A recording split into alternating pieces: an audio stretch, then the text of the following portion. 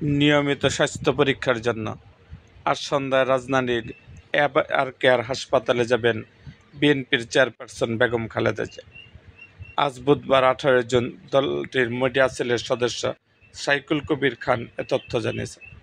সাইরুল কবির জানান, আজ বুধবার 18 জুন সন্ধ্যা 6টায় গুলশানের বাসা থেকে বসুন্ধরা আবাসিক এলাকায় এবার কেয়ার হাসপাতালে যাবেন বেগম খালেদা জিয়া।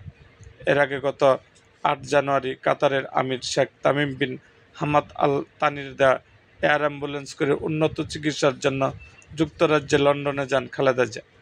লন্ডন ক্লিনিকের বিশেষজ্ঞ চিকিৎসক অধ্যাপক প্যাট্রিক কেনেডি ও অধ্যাপক জেনিফার ক্রসের তত্ত্বাবধানে চিকিৎসাধীন ছিলেন বাংলাদেশের সাবেক প্রধানমন্ত্রী। টানা 17 দিন ক্লিনিকটিতে চিকিৎসাধীন থাকার পর তিনি 25 জানুয়ারি থেকে ছেলে তারেক রহমানের বাসায় ছিলেন। পরে দীর্ঘ 4 মাস পর দুই পুত্রবধূ জুবাইদা রহমান ও সৈয়দা শারমিলা রহমান সহ গত 6 মে লন্ডন থেকে দেশে ফেরেন খালেদা জিয়া। এরকম আরও ভিডিও পেতে এবং রাজনৈতিক অঙ্গনের নানা ঘটনা ও ইতিহাস জানতে আমাদের মুক্তাগাছার ইতিহাস মিডিয়া ইউটিউব চ্যানেলটিকে সাবস্ক্রাইব করুন এবং পাশে থাকা বেল আইকনটি বাজিয়ে দিন।